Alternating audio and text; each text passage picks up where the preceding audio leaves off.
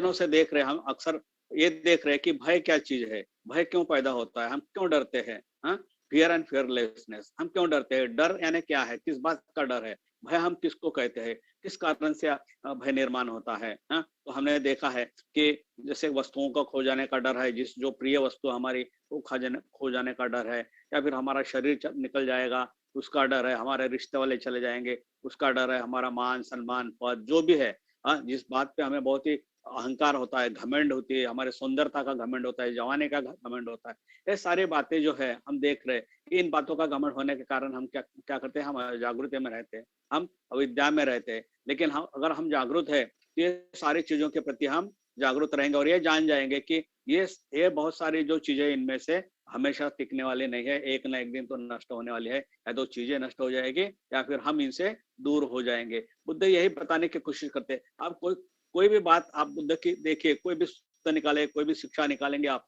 तो दुख वहां पर है, हाँ, अनित्यता वहां पर है, हाँ, अनात्मा वहां पर है, हाँ। हम देखते हैं कि बहुत बार वो सब कॉमन फैक्टर से वो बताते हैं, क्योंकि बुद्ध ने जो ये खोज की है, सत्य की खोज की है, वो दुख से ही की है। हाँ, दुख जो हम देखते हैं, बहुत बहुत पढ़ते हैं हम लोग, नहीं क्या, तो दुख दुख उसका कारण, ये सारी चीजें जो है कि जैसे वैज्ञानिक दृष्टिकोण लगाकर बुद्ध ने खोज की है, तो यही है दुख। दुख के पीछे कौन क्या कारण है, कौन इसके लिए जिम्मेदार है। तो हम जब ये सारी बातें डिटेल में जानने की कोशिश करते हैं, तब हम इस निष्कर्ष पे आते हैं कि दुख के लिए मैं स्वयं जिम्मेदार हूँ, मेरे दुख के लिए कोई और जिम्मेदार नहीं, मैं स्वयं जिम्मेदार हूँ, क्योंकि मैं चीजों को समझता नहीं, जो सत्य है उसको समझता नहीं, मैं गलतफहमी में रहता हूँ, और मैं अंधेरे में रहता हूँ, और अंधेरे में रहने के कारण मैं चीजों को देख नहीं पाता, उसका सत्य स्वरूप मैं देख नहीं पाता। यही बुद्ध हमेशा बताने की कोशिश करते हैं। तो हमने 2-3 दिन में बहुत सारी बातें जो मेरे हिसाब से मैं बताने की कोशिश किया था कि वो हमने जाना है। तो मुख्यतः हम यही देखते हैं कि लोभ मोह दोष, आप में से बहुत लोग धर्मचारी भी है, यहाँ पर धर्मचार्य है, धर्म मित्र भी है, तो आपको पता है कि हम व्हील ऑफ लाइफ देते हैं, क्या संसार का दुख चक्र जिसको हम कहते हैं, या फिर जिसको भव चक्र कहते हैं। तो देखते हो कि हमेशा क्या होता है, लोभ मोह और द्वेष की बात करते हैं हम लोग, सारी चीजें इन तीनों तीनों ये जो लोभ मोह और द्वेष के पीछे सारे घूमते रहते हैं। फिर उसका और अगर उसका डिसेक्शन किया हमने, तो बहुत ही बारीक बारीक चीजें हम देखते हैं। फिर ये उस जिसको हम लेबलिंग कर सकते हैं कि ये चीज है, वो चीज है, इस तरह से। तो और सूक्ष्मते और सूक्ष्मता में जाकर हम उसको और गहराई से हम देख सकते हैं, हम देख सकते हैं। तो ये बातें हैं। तो जैसे कि कल मैंने बताया था कि अभी बहुत सारे रोजगार चले गए, कुछ लोग जो है वो वर्क फ्रॉम होम करना पड़ रहा है, ये भी मैंने बात किया था। तो कभी कभी जो डिफिकल्टीज होती है, जो अड़चन होती है, तो उसको अवसर करके अगर समझे हम, तो उसका भी हम लाभ उठा सकते हैं। हाँ, जैसे कि अभी बहुत आपको परेशानी होगी, शायद मैं ऑफिस में नहीं जा रहा हूँ, घर में रहना पड़ता है, घर से काम करना पड़ता है, और जो वहाँ पे फैसिलिटीज रहती थी वो नहीं ले पा रहा हूँ, लेकिन उसको तो आप परेशान हो गए शायद। हाँ, आप क्योंकि ऑफिस का एटमॉस्फेयर और घर से काम करने का एटमॉस्फेयर शायद अलग हो सकता है। आपको शायद वो पसंद नहीं आए, क्योंकि घर में बच्चे गड़बड़ करते हैं और बर्तन बजते हैं और भी चीजें हैं, बेल बजते हैं डोर की, थोड़ा सा विचलित जैसा लगता है। लेकिन उसको इस तरह से लिया आपने, आप इतने नाखुश है, लेकिन आपके बच्चे है, आपके बीबी है, वो खुश होगी, वो देखते होगी कि चलो अभी तो ये 24 घंटे हमारे क्या क्या कहेंगे, हमारे कब्जे में आ गए अभी। हाँ, बहुत ही मुश्किल से मिलते थे वीकेंड में, अभी तो ये 7 दिन घर में रहते हैं, उनका सहवास है वो हमें मिल रहा है। आप इस तरह से भी उसको सोच सकते हो, या ये इस तरह से भी बच्चे बहुत खुश होंगे, चलो पापा मम्मी के साथ में स्कूल बंद है तो क्या होगा, पापा मम्मी के साथ में हमको घर में रहने को मिल रहा, आनंद मिल रहा है, पसंद की चीजें खाने को मिल रही है। हाँ, तो वो भी है। तो आप जो क्वालिटी टाइम हम जिसको कहते हैं कि फैमिली के साथ में बिताना चाहिए, वो क्वालिटी टाइम जो बिताने का आपको मौका मिला है, तो जो उसको नकारात्मक तो इस तरह से हम देखेंगे तो हमको ज्यादा दुख नहीं होगा, हम उससे नाराज नहीं, हम ये सोचेंगे कि चलो ये भी अच्छा मौका है, हमारा जो बॉन्डिंग है, हमारे जो फिर आपके साथ में पेरेंट्स होंगे, फिर और कोई होगा, भाई होगा, जो भी है वो, तो उनके साथ में एक जो बॉन्डिंग का एक मौका मिल गया है, तो हम इसको इस तरह से भी देख सकते हैं। तो ये सारी चीजें कभी कभी जो परिस्थिति निर्माण होती है, तो परिस्थिति कभी कभी हमारे फायदे की भी रहती है, हमने उसको किस तरह से देखना है, तो ये भी बहुत महत्वपूर्ण बात है। तो ये जो मौका मिला है आपको, तो इसमें बॉन्डिंग है, बच्चों को आप सिखा सकते हैं, बच्चों को आप धमकी बातें बता सकते हैं, बच्चों को आप अपने साथ में अगर कोई जनरल प्रोग्राम है उसके साथ में जोड़ सकते हो, किस तरह से गाथा पठन किया जाता है, किस तरह से हाथ जोड़े जाते हैं, किस प्रकार से पंचांग प्रणाम प्रणाम किया जाता है। तो मतलब ये एक प्रकार का प्रशिक्षण घर बैठे आप बच्चों को दे सकते हैं। एक वर्क फ्रॉम होम का जो आपको मौका मिला है, तो उसके आधार पर ये भी हो सकता है। तो एक बात मैं कहना चाहता था। और दूसरी बात एक है कि हमने ये देखा था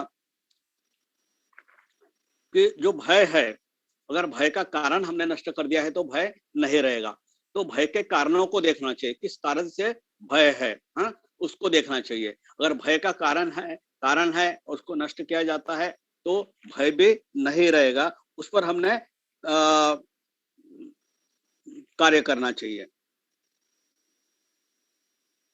यानी हमने अपने प्रज्ञा को विकसित करना चाहिए। मान लीजिए कि जैसे देहात में घर है, तो अगर घास जलता है तो घर जल जाएगा, तो क्या करना चाहिए, वो घास के आग बुझाना चाहिए, है ना, तो घर नहीं जल पाएगा। जैसा हम इस तरह से प्रयास करते हैं, तो जो मूल स्वरूप है, प्राइमरी रीजन जो है, उसकी तरफ में देखना चाहिए कि ऐसा क्यों है। कभी कभी गलतफहमी होती है, कभी कभी शंका होती है, मतलब जो हम अभी जो सुत्ता पड़े उसमें बताया गया है। हाँ, कभी कभी क्या होता है कि हम नहीं जानते हुए भी कोई बात पकड़ के चलते हैं उसको। तो ये सारी बातें होती है, ये सारी बातें शुरू में ही देख लिए, उसको दूर कर दिए, तो जो बड़ा उससे निर्माण होने वाला जो संवाद है उसको भी हम देख सकते हैं। इसको हम देख सकते हैं, है ना। तो और दूसरी बात, और भय के बारे में एक कहने के लिए एक बात मैं बताऊंगा। आज हम देखते हैं, तो भय का अर्थ क्या है, भय का अर्थ क्या है। हाँ, एक मैं देख रहा था हमारे जो फ्री बुद्धिस्ट ऑडियो है, उसमें एक बहुत ही आप जो धर्माचार्य उनको पता होगा कि धर्माचार्य ने विद्यामाला करके है, वो पैरालाइज्ड है, मतलब व्हील चेयर पर रहती है, उसकी सारी हड्डियां टूट चुकी है, और फिर भी वो हॉस्पिटल्स में जाके काउंसलिंग करती है और लोगों को धाड़स बढ़ाती है। वो बहुत ही एक्टिव है और व्हील चेयर से वो मूव नहीं हो सकती, तो उसका एक्सीडेंट में पूरा ये चीजें खराब हो गई है, फिर भी तो वो उसका मैं एक टॉक सुन रहा था। तो भय का नहीं होना इसका अर्थ क्या है, भय का नहीं होना इसका अर्थ क्या है। तो वो उसको दो तरीके से वो उस चीज को देखती है कि मीनिंग ऑफ फियरलेसनेस, यानी भयमुक्त होना, फियरलेसनेस होना, इसका अर्थ वो इस प्रकार से बताती है। एक तो भय का नहीं होना एक अर्थ है, इसलिए आप फियरलेस हो गए, भयमुक्त हो गए, या तो फिर भय का सामना करने की ज्यादा क्षमता आपने हासिल कर ली। ये दो ही बातें हो सकती है, ये दो ही। फियरलेस होने के लिए हम फियरलेस कैसे हो सकते हैं, हम भयमुक्त कैसे हो सकते हैं, भय का सामना किस तरह से करते हैं, अगर ये हमको देखना है तो ये दो बातें हो सकती है। एक तो भय है, वो भय का कारण ही नष्ट हो गया, एक बात। या फिर भय है लेकिन भय का सामना करने के लिए आपने इस तरह की क्षमता प्राप्त कर ली है, ये दूसरी बात है। तो भय का कारण अगर दूर नहीं कर सकते, भय को दूर नहीं कर सकते, तो हमने अपने आप में इस तरह से वो क्षमता निर्माण करना चाहिए ताकि हमको भय नहीं लगेगा। तो ये क्षमता कैसे प्राप्त करेंगे, तो क्षमता प्राप्त करने के लिए जो जो जो पार्ट 2 जो अभी अभय सूत्र के जो 4 बातें दूसरे बताए, सकारात्मक बताई है कि जो नहीं डरते उनके बारे में बताए।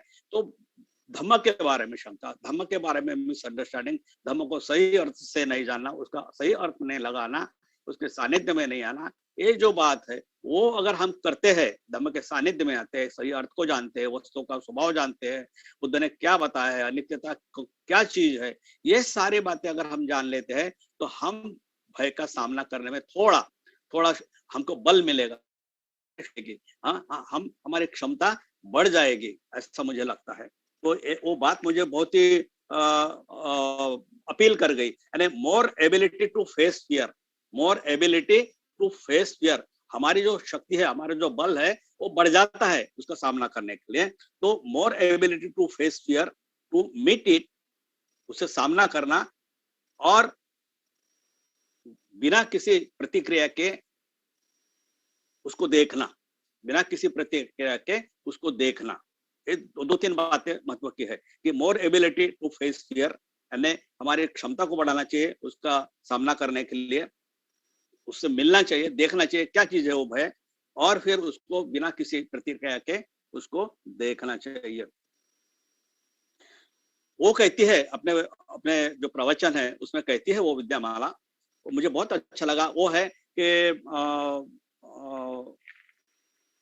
Moment of dying, a moment of dying, इस पे उसका प्रवचन है। मोमेंट ऑफ डाइंग, मृत्यु का क्षण जो है उस पे प्रवचन। मृत्यु शब्द सुन के ही हम घबरा जाते हैं, उसके बारे में नहीं जानना चाहते, लेकिन ऐसे बहुत सारे प्रवचन है फ्री बुद्धिस्ट ऑडियो पे कि आप अगर सुनेंगे तो आप जरूर वो मृत्यु का जो है, मतलब जो मृत्यु आने वाली है उसके बारे में आप सजग रहेंगे और उसके प्रकार से तैयारी करेंगे, यानी प्रिपरेशन फॉर डेथ जिसको कहते हैं। अपने मानसिक स्थिति जो है मृत्यु की तरफ जाने के लिए वो हम लोग कर सकते हैं। तो एक प्रकार की वो तैयारी है। जीवन क्या है? मृत्यु की तैयारी है। पैदा हुए और मृत्यु तक हम यहाँ पर है, अस्तित्व है हमारा।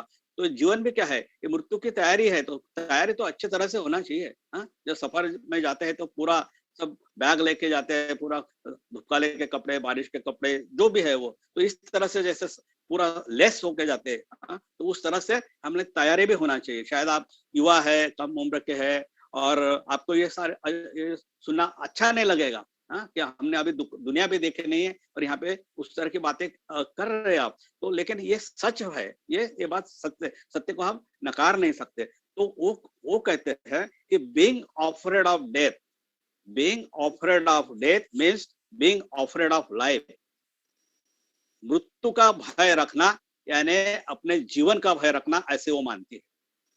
मृत्यु का भय रखना, मृत्यु का डर रखना, यानी इसका अर्थ यह है कि जीवन का आपको डर लग रहा है, जीवन का डर लग रहा है, यानी अफ्रेड ऑफ लाइफ, जीवन से घबराना, ऐसी वो कहती है।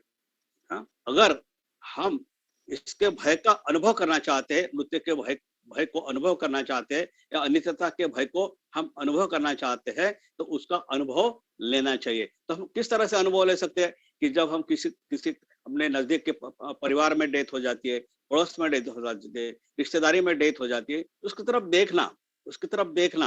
यानी ये डेथ यानी सब कुछ खत्म हो गया ऐसा नहीं है। Death doesn't mean that everything is war, ऐसा नहीं है। वो जो जिए है अपने जीवन में, उन्होंने कुछ सद्गुण, उन्होंने जो पुण्य कर्म की है, उन्होंने जो अपना जो लिगेसी छोड़ के रखी है, उसको भी हमने देखना चाहिए। तो उसका अनुभव करना चाहिए कि हाँ, मैं भी एक दिन इस अवस्था को जाने वाला हूँ, मैं भी एक दिन इस अवस्था को जाने वाला हूँ। I am not exception to this, मैं इसके लिए अपवाद नहीं हूँ। ये चीज हम समझ सकते हैं। हाँ, नहीं तो क्या होगा, ये चीज हमने अगर समझे नहीं तो क्या होगा, ये इस अर्थ को समझे नहीं, इस बात को देखे नहीं, तो बहुत बड़ी हानि हो सकती है। वो हानि इस तरह से हो सकती है, हम उच्छेदवाद की तरफ जा सकते हैं। यानी क्या, जाने दो, इस जीवन में कुछ रखा नहीं है, खाओ पियो और मजा करो, कोई धम्म नहीं, कोई शील नहीं, कोई विजडम नहीं, कोई कोरोना नहीं। कोरोना बोल रहा हूँ मैं, कोरोना नहीं बोल रहा हूँ, कोरोना। यानी क्या क्या कहेंगे हम कि जाने दो, मृत्यु आना ही है, मरना ही है, तो खाओ पियो और ऐश करो, मजा करो, ऐश करो, इस लाइफ में क्या रखा है, कल किसने देखा है। इस तरह की हमारी विचारधारा हो सकती है, उच्छेदवाद के विचारधारा हो सकती है। इसके लिए उसको प्रज्ञा से जानना चाहिए, विजडम से जानना चाहिए कि ये क्या है, लाइफ का अर्थ क्या है, मृत्यु का अर्थ क्या है, उसको, और वो उसकी सत्यता को जानना चाहिए, अनित्यता के सत्यता को जानना चाहिए, और उस तरफ से धम्म तत्व को लगाकर हमने अपना जीवन क्या करना चाहिए, रीऑर्गेनाइज करना चाहिए, उसकी पुनर्रचना करना चाहिए। हमने अपने जीवन की, अपने जीवन शैली की पुनर्रचना करना चाहिए, ताकि हम इसके अर्थ को सही मायने में समझे। अदरवाइज क्या होगा, हम उच्छेदवाद की तरफ जाएंगे, हम भोगवाद की तरफ जाएंगे, न कोई ये कहेंगे कि वहां पे न कोई शील होगा और कोई विजडम होगा, न प्रज्ञा होगी, न कोरोना होगी, और कुछ भी नहीं होगा। सब क्या होगा कि जो भोग लालसा रहती है वो भोग लालसा में हम लिप्त हो जाएंगे। तो इस बात के लिए अभी जो आप जो प्रयत्न युवा जो कार्य कर रहे हैं, तो ये शुरू से ही इन बातों को हमने देखना जरूरी है। सारी बातें अगर अगर हम द्वेष, मोह और लोभ से अगर मुक्त होते हैं तो कुछ हद तक के ये सारी चीजें हम देख सकते हैं। ये देख सकते हैं। ऐसा है कि प्रयास करना अपना काम है, हमारा काम है प्रयास करना, है ना। हम अब जितने शक्ति से, जितने कमिट होके हम इसको देखेंगे तो हमारा लाभ होगा। एक चित्तवग्ग है धम्मपद में, चित्तवग्ग उसका गाथा नंबर 39 है। चित्तवग्ग में आई है गाथा धम्मपद के, 4 से 23 गाथा है धम्मपद में, और वहां पे चित्तवग्ग है और उसमें गाथा क्रमांक 39 है। तो उसका संक्षिप्त में अर्थ ऐसा होता है कि जिसके मन में लोभ नहीं है, जिसके मन में द्वेष नहीं है, तीव्र तृष्णा नहीं है, और जो पाप और पुण्य इस कल्पना से परे चला गया है, वह जागरूक पुरुष है और उसको किसी बात से भी डरने की जरूरत नहीं है, उसके लिए कोई भय नहीं है। गाथा क्या कहते हैं कि जिसके मन में लोभ नहीं है, जिसके मन में द्वेष नहीं है, जिसके मन में कोई तीव्र तृष्णा नहीं है, और जो पाप और पुण्य के उस पार चला गया है, वो जागरूक है। और जागरूक पुरुष जो है वो किसी भय से वो नहीं डरेगा। तो ये एक गाथा है। तो ये गाथा के संदर्भ में एक स्टोरी भी है, वो भी मैं बताने की कोशिश करूंगा।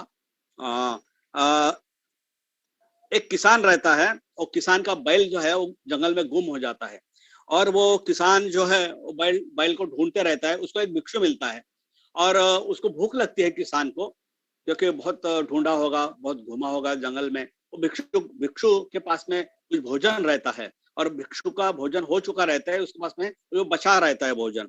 तो ये इसको भूख लगी देखकर वो भिक्षु भिक्षु को वो याचना करता है कि मुझे कुछ खाने की चीज होगी तो दीजिए। उसको देते हैं।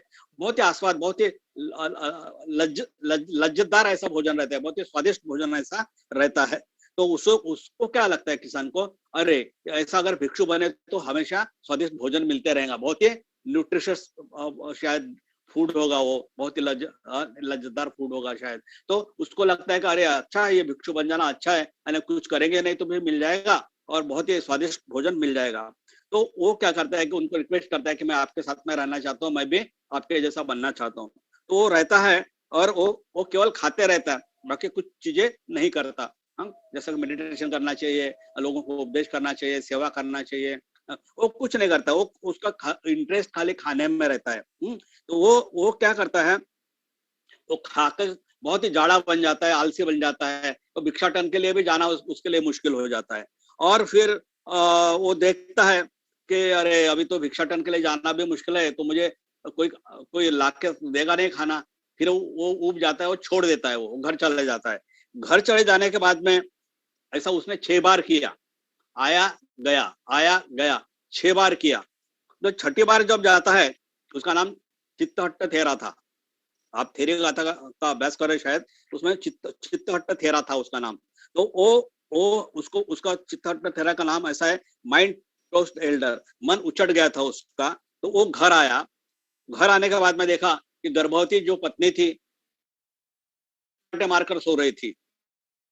गुस्सा आया, इसको गुस्सा आया और उसका मन फिर संसार से उब गया। फिर वो चला गया, 7वीं बार चला गया, वो घर छोड़ दिया। और जाने के समझ में जो शिक्षा पहले समझ पाया था, कुछ दिन अभी 6 बार रहा तो उसको कुछ बातें समझ में आई होगी। तो फिर वो उसको याद करता रहा, नित्यता को याद करता, दुख पर वो चिंतन करते रहा। और उसको लगा कि इस जगत में कुछ रखा नहीं है, वो भिक्षु का जीवन ही अच्छा है। और फिर वो भिक्षु बनना चाहा। भिक्षुओं ने पहले मना किया, लेकिन फिर बहुत ही ये ठीक से रहने लगा और थोड़ा इंटरेस्ट भी लेने लगा, तो उसको शामिल कर लिए। तो वो कहते हैं कि उसका नाम जो हट्टाथेरा रखा गया था, उसका उसका नाम इस पर से रखा गया था कि जो चाकू रहती है, चाकू को जो धार देते हैं और धार लगाने का पत्थर आता है, साइकिल पर घूमते हुए आपने देखा होगा लोगों को, वो चाकू को धार लगाते हैं और वो जो जो पत्थर, हाँ हाँ, वो जो है, तो उस अर्थ से उसको चक्कर लगाते जाता है, घर का चक्कर इधर का चक्कर, घर का चक्कर इधर का चक्कर, वो नाम से जाना गया। तो लेकिन एक है कि बहुत समय जब वहां पे रहा तो उसने बहुत कुछ शिक्षा हासिल की, उसके बहुत सारी बातें समझ में आई और उसने बताया कि मैं अटैचमेंट के कारण, मैं आसक्ति के कारण मैं ऐसा कर रहा था, लेकिन मुझे समझ में आया कि आसक्ति करना कोई अच्छी बात नहीं है। अब मैं सुधर गया हूँ, आसक्ति क्या चीज है वो मैं समझ गया हूँ और मैं अभी यहीं पर रहना चाहता हूँ। तो ये सारे बाकी भिक्षु है वो बुद्ध को बताए कि हाँ, आप इसको रहने दे सकते हैं हम लोग, और इसको अपने जो सेवा में, भिक्षु की सेवा में हम रख सकते हैं। एक है एक ऐसी एक बात है। तो ऐसे बहुत सारे जो धम्मपद में बातें आई हुई है कि जो हमें इंडिकेट करती है, थोड़ा सा बताती है कि ये क्या चीज है। वो आसक्ति के कारण बार बार घर और भिक्षु ऐसा, हमारा भी ऐसा हो जाता है। आसक्ति के कारण हम शिविर में रहेंगे तो भी घर की याद आती है। आसक्ति के कारण कभी कभी हम केंद्रों पर नहीं जाते, पढ़ाई नहीं करते, उतने मन लगा के नहीं करते, कुछ दिन आते कुछ दिन छोड़ देते, यानी हमारा ऐसा आना जाना ये भिक्षु की तरह ही लगा रहता है। लेकिन जब उसके समझ में बात आती है, जैसा वो रेगुलर हो गया, तो मैं उम्मीद करता हूँ कि ऐसे हम में से भी शायद हम भी ऐसे करते होंगे शायद किसी कारणवश। तो हमने इस बात को जानना चाहिए कि किस बात को प्रायोरिटी देना है, किस बात में सातत्य रखना है। ये अगर हम बात समझ में आ जाती है तो यह है कि हम धम्म को जान लेंगे, और जो धम्म को जान गया वो भय से मुक्त हो सकता है। ये भी हमने बात देखी है। एक दूसरी और स्टोरी है, बावरे नाम का ब्राह्मण था, ये भी जो स्टोरी है, तो ये शायद वो बावरे नाम का ब्राह्मण वो 16 शिष्यों के साथ में बुद्ध की तरफ गया और बुद्ध से मिलने के बाद में वो सवाल जवाब किया, सवाल जवाब प्रश्न, बहुत सारा प्रश्न सवाल हुआ, अलग अलग विषयों पर उनकी बात हुई होगी। उसमें से एक अजित नाम का एक शिष्य था। तो अजित नाम के शिष्य ने बुद्ध को पूछा कि बनते यह मनुष्य या यह व्यक्ति, हाँ, ये किसके लपेट में है, ये किसके लपेट में है, यानी रैप्ड अप, यानी कोई देखिए आप जब गिफ्ट लेके जाते तो उसको रैप करते, कवर लगाते, हाँ, जो गिफ्ट है वो बाहर कागज लगाते, कोई भी चीज है तो, है ना, तो रैप्ड अप, रैपिंग अप करते, हम कहते हैं कि इसको रैप करके दीजिए, गिफ्ट है, तो उस तरह से। तो कौन ये जो व्यक्ति है कि वो कहते हैं कि यह जो मनुष्य हम देख रहे हैं, ये मनुष्य किस चीज से लपेटे हुए है, और क्यों, यह क्यों है, क्यों अंधेरे में है, क्यों अंधेरे में है, और ये सारे मनुष्य किसमें लिप्त है, हा? और यह भी बता दो हमको कि सबसे बड़ा भय क्या है। बुद्ध को पूछता है, अजित नाम का जो शिष्य है वो पूछता है, और बावरे नाम ब्राह्मण का शिष्य है वो पूछता है कि मनुष्य किस बात में लपेटे हुए रहता है, एक बात, दूसरा वो अंधेरे में क्यों है, तीसरी बात है वो किसमें लिप्त है, और चौथी बात है वो सबसे बड़ा भय क्या है। बुद्ध उसको उत्तर देते हैं, बुद्ध कहते हैं मनुष्य ये अविद्या में लपेटा हुआ है। जो मनुष्य है, व्यक्ति है, वो आम आदमी जो पृथ्वीजन जिसको हम बोलते हैं, वो अविद्या में लपेटा हुआ है, इग्नोरेंस में लपेटा हुआ है, वो अंधेरे में है। वो कौन सी अंधेरा है, वो शंका कुशंकाओं का जो अंधेरा है, और लापरवाही का जो अंधेरा है, उसमें वो अंधेरे, उस अंधेरे में है, लापरवाही के अंधेरे में है, शंका कुशंका के अंधेरे में है। और वो किसमें लिप्त है, तो लालसा में, तृष्णा में वो लिप्त है, लालसा में या फिर तृष्णा में वो लिप्त है। और उसका सबसे बड़ा भय क्या है, तो पीड़ा त्रासदी, ये उसका बहुत बड़ा भय है। तो किसी भी बात से संतुष्ट नहीं होता, किसी भी बात से संतुष्ट नहीं होता, इसलिए हमने क्या करना चाहिए, अपनी संतुष्टि बढ़ाना चाहिए, हमने अपना समाधान को बढ़ाना चाहिए। ये सबसे बड़ा धन है, ऐसा बुद्ध कहते हैं, संतुष्टि परम धम, ऐसा करते हैं कि संतुष्टि जो है वो सबसे बड़ा धन है, ऐसा बुद्ध हमें बताते हैं। तो ये स्टोरी के माध्यम से भी हम देख सकते हैं कि किस तरह से बुद्ध आम आदमियों को क्या आम आदमियों को बताने की कोशिश करते हैं, और उनको जागरूक करने की कोशिश करते हैं, और जागरूक अभी ये हम पर डिपेंड है कि हम जागृत हो रहे हैं या अभी भी नींद में रहना चाहते हैं, ये हम पर डिपेंड है। और मैं एक और स्टोरी बताना चाहूंगा। मैं एक स्टोरी क्योंकि ये जो है, ये जो तृष्णा है और लोभ है, मोह है, ये हमारे समझ में आना चाहिए। तो ये स्टोरी के माध्यम से हम इसको देख सकते हैं और शायद उस जब समझ में आएगी तो हम किस बात में लिप्त है, हम किस बात से लपेटे हुए हैं, हमको किस बात की आसक्ति है, ये हम देख सकते हैं, उसका एक्सरसाइज कर सकते हैं, उसके लिस्ट आउट कर सकते हैं कि कौन सी बातें जो है हम इसको अवॉइड कर सकते हैं, किस बात को हम कम कर सकते हैं। हमारी रुचि जिसमें है, ऐसी कौन सी बातें हमारे रुचि के, ऐसी कौन सी बातें ऐसा हमारा इंटरेस्ट की है कि जो आवश्यक नहीं है। तो ऐसी अगर लिस्ट बनाए हमने तो लिस्ट हमारे काम में आएगी। फिर हम क्या करेंगे, एक एक करके उसको, जैसे कि आप व्हाट्सएप के मैसेजेस डिलीट करते हो उस तरह से उसको टेम्पररी डिलीट करो या फिर परमानेंटली डिलीट कर सकते हो, वो ऑप्शन आपके हाथ में है। तो ऐसे इस तरह से हमने अगर लिस्ट बनाए कि एक मेरे कम से कम मेरी जरूरत की चीजें क्या है और जरूरत से ज्यादा की चीजें मेरे पास में क्या है, मैं किस चीज से ज्यादा आकर्षित होता हूँ, ऐसी अगर चीजें हमने उसकी लिस्ट बनाया, हमने जाना या चिंतन किया, तो हम क्या कर सकते हैं, हमारी जो लिस्ट है वो कम हो सकती है और कुछ ही ऐसी चीजें बचेंगे जो है कि फिर आप देखेंगे कि अगर कोशिश किए तो वो भी चीजें शायद आप उसको डिलीट कर सकते हैं, उन चीजों से भी आप दूर जा सकते हो। तो इस प्रकार का हमको क्या करना पड़ेगा, प्रयास करना पड़ेगा। क्योंकि कभी कभी क्या है कि जैसा हम देखते हैं कि आंख में थोड़ा थोड़ा भी ऐसा कुछ तिनका गया, थोड़ा भी गया, तो क्या होता है, हम देख नहीं सकते, बहुत कष्ट होता है, बहुत कष्ट होता है। तो ऐसे कई है हमारे आंखों में, हाँ, जिसके कारण हम देख नहीं सकते। तो एक एक करके उसको आहिस्ता से निकालना पड़ेगा, हाँ, आहिस्ता से। तो एक स्टोरी ऐसी है, तो मैं संक्षिप्त में बताऊंगा। तो एक आदमी है, वो एक आदमी है, वो जो जंगल से गुजर रहा था। तो जंगल से गुजर रहा था, तो जो रास्ता है वो पथरीला था, कांटे का रास्ता था। और जब वो जंगल से जा रहा था और रास्ता जो है पथरीला था और जो कांटे थे उसमें, है ना। तो वो जब आगे आगे जा रहा था आदमी, उसने देखा कि उसके पीछे एक जंगली हाथी लग गया, उसके पीछे एक जंगली हाथी लग गया। अब वो वगैरह उधर के अगर कोई श्रोता है तो उनको पता है, उधर वो जंगली, जब मैं कल या परसों भी बताया था कि जो है वो हाथी रहते हैं जंगली, वो किस तरह से खेतों का नुकसान करते हैं।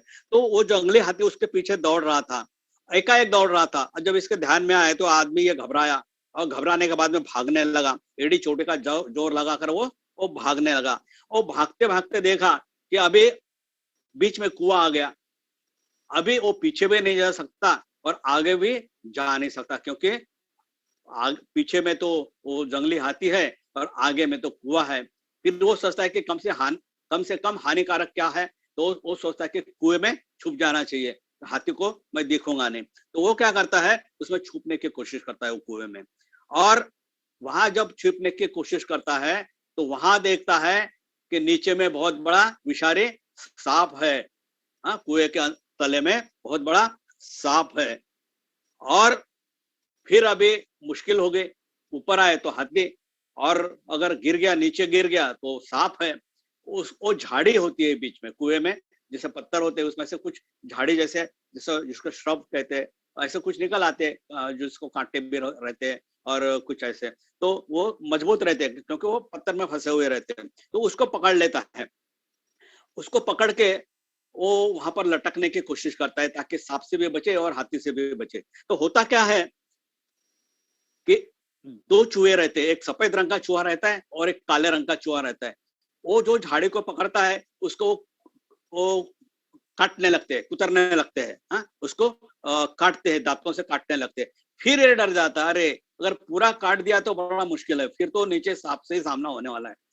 फिर ऊपर भी वो उसका ध्यान ऊपर रहता है, देखता है कि सांप बहुत नीचे है, पहले हाथी को देखना चाहिए। जब ऊपर मुंह करता है तो उसको देखता है, वो देखता है कि वो जो पेड़ है जिसको पकड़ के रखा है उस पर एक मधुमक्खी का क्या है, जहाँ पे मध निकलता है, जहां से वो शहद निकलता है, हनी हनी जिसमें निकलता है ना, वो वहां पे है, तो उसमें से एक एक बूंद हनी टपकते रहती है। तो ये मुंह खोलता है और बोलता है बहुत दिनों से मैंने इसको चखा नहीं हूँ। और वो क्या क्या करता है, अरे शुद्ध हनी मिल रहा है, वो एक एक बूंद उसके मुंह में जो टपक रहा है उसको मुंह में लेने की वो कोशिश करता है, क्योंकि मधुमक्खियां ऊपर है वो, और ये टपकते हुए हनी को उसका स्वाद चखता है।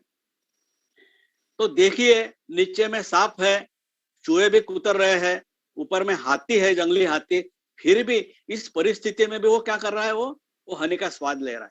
कितना अजागरूक है, कितना अजागरूक है, कौन सी प्रायोरिटी है उसको ये भी समझ में नहीं आता, उससे कैसा बचना है ये भी समझ में नहीं आ रहा, कितना लिप्त है वो, हाँ, किस बात से कितना निश्चिंत है वो, हाँ, कितना अजागरूक है वो, हाँ। तो इतना अजागरूक होता है वो, खतरनाक परिस्थिति है, उसको भी वो देख नहीं सकता, क्योंकि तृष्णा के कारण वो शहद को चखते रहता है। एक भला आदमी वहां से गुजरता है, और भला आदमी गुजरता है तो उसको अच्छा रास्ता बताने की कोशिश करता है, जो फंसा हुआ है आदमी उसको अच्छा रास्ता बताने की कोशिश करता है। तो भले आदमी को ये क्या कहता है, महाशय जी, ये लोभी रहता है जो फंसा हुआ है कुएं में, तो उनको जो रास्ता बताना चाहता है उसको उसकी भी बात नहीं सुनता, और माफ करना, मुझे पहले तृप्त होने दीजिए, फिर मैं आपकी बात सुनूंगा, मुझे थोड़ा तृप्त होने दीजिए, फिर मैं आपकी बात सुनूंगा। तो देखिए, जिसकी आंखों पे पट्टी रहती है, जो अविज्ञा में रहते हैं, जो तृष्णा में लिप्त है, जो लोभी है, कैसी कंडीशन है ये आदमी जो कुएं में फंसा है, ये दूसरा तीसरा कोई नहीं हूं, मैं और आप, हमारी ये कहानी है, ये हमारी कहानी है। तो चाहे कुएं का स्वरूप किसी प्रकार का हो, हाथी का स्वरूप किसी प्रकार का हो, लेकिन ये मेरी और आपकी ये कहानी है। इस तरह से हम क्या करते हैं, इग्नोर करते हैं, अज्ञान में रहते हैं, ये जानते नहीं कि ये कब हम नीचे गिरेंगे तो सांप काटेगा, ऊपर आएंगे तो हाथी मारेगा, इस बात को जानते नहीं। लेकिन जो मौजूदा परिस्थिति है उसमें ही हम संतुष्ट रहते हैं, उसमें ही हम समाधान मानते हैं, और फिर जो होना है वो हो जाता है। जब मृत्यु आती है बहुत डरते, कोई कुशल कर्म नहीं किए, धर्म को जाना नहीं, गलतफहमियां है, रिश्तेदारों से बातचीत नहीं हो रही है, कोई शीलों का आचरण नहीं, ये सारी बातें। तो देखिए अब ये रास्ता है ना क्या है, हम देखेंगे रास्ता है ना क्या है, जो तो थॉर्नी स्ट्रीट्स जिसको कहते हैं, एक पथरीला एक कांटों का रास्ता है ना क्या है, ये हमारा संसार है, ये हमारा संसार है। और ये जो पत्थर वगैरह जो है रास्ते में, वो क्या है, वो रोड़े है, वो अड़चने है, वो विरोध है, वो टीका टिप्पणी है। देखिए आप जब धम्म मार्ग पे चलते हो तो आपके रिश्ते वाले, अरे क्या ये बिगड़ गया लगता है, ये अभी साधु हो जाएगा, भिक्षु हो जाएगा, ये घर छोड़ देगा, ये लेगा, चलेगा, हाँ क्या वहां पे जाते हो, इधर हमारे साथ में बैठो, हम बहुत दिनों से आपके घर में मेहमान करके आए हैं। इस तरह से रोड़े आती है, अड़चने आती है, विरोध होता है, टीका टिप्पणी भी होता है, घर की तरफ ध्यान नहीं और चला शिविर में, घर की तरफ ध्यान नहीं और चला शिविर में, इस तरह की बातें सुनने को मिलती है हमको। तो ये जो है, ये जो पथरीला रास्ता जो है, वो ये रोड़े है, अड़चने है, विरोध है, टीका टिप्पणी है, प्रतिकार है, अन्याय है, और अपमान भी है, इसमें अपमान भी है। और जो हाथी है, जो जंगली हाथी है, वो क्या है, मृत्यु है। मृत्यु हमारा पीछा कर रहा, वो उसको भी हम देखते नहीं है, वो आगे मृत्यु के कब आएगा पता नहीं हमको, वो जंगली हाथी ये मृत्यु के समान है। हमको पीछे हम जा नहीं सकते, अब तो हम बूढ़े हो गए, हम जवान तो हो नहीं सकते, बच्चे तो हो नहीं सकते, उस तरह से आप उसको देख सकते हैं। जो हाथी है तो ये मृत्यु है, और जो वाइपर, जो कोबरा, जो नीचे में मैं सांप कहा, ये क्या है, ये बुढ़ापा है, ये बुढ़ापा है। और ये जो जिसको पकड़ कर रखा है, जो जिसको चूहे काट रहे हैं, जिसके सहारे से हम वहां पे जिसको पकड़े हुए हैं, हमको लगता है कि हम गिरेंगे नहीं, तो ये क्या है, ये क्रेविंग है हमारा, ये क्रेविंग है। उसको हम इस तरह से देख सकते हैं, ये हमारा जन्म है, ऐसा भी देख सकते हैं उसको, एक प्रतीकात्मक रूप से हम इसको देख सकते हैं। और चूहा है क्या है, ये दिन और रात है, दिन और रात, दिन भी चले जा रहा है, रात भी चली जा रही है, वो कुतरते जा रहा है। हमारे जो जीवन है, पूरा लाइफ है, उसको वो काटते जा रहे, काटते कम होते जा रहा, कम होते जा रहा, फिर भी हमें उसकी कोई चिंता नहीं है। तो ये चूहा क्या है, दिन और रात है। हाँ, ये और शहद यानी क्या है, ये इंद्रियों, जो इंद्रिय है जो हमारे, वो इंद्रियों की जरूरतें है। जो बूंद टपकती है वो क्या है, हमारे इंद्रियों की जरूरतें है। हम इंद्रियों की जरूरतें के इसमें लिपटे हुए हैं। हमको कुछ संकट दिखता नहीं है, नीचे का संकट नहीं दिख रहा और ऊपर का भी संकट नहीं दिख रहा। तो ये जो स्टोरी है, ये स्टोरी बहुत हमें कुछ सिखा जाती है। मुझे तो लगता है कि 1 घंटे के प्रवचन के बजाय एक स्टोरी भी बता दी जाए तो बहुत सारी बातें हमको स्पष्ट हो सकती है। तो ये स्टोरी के माध्यम से भी हम देख किस तरह से हम अपने संकट में आ जाते हैं।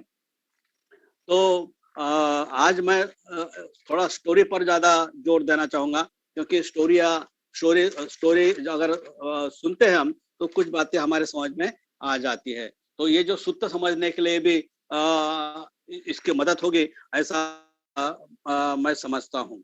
तो ये हमने 1-2 बातें स्टोरी के माध्यम से देखे, और हम अभी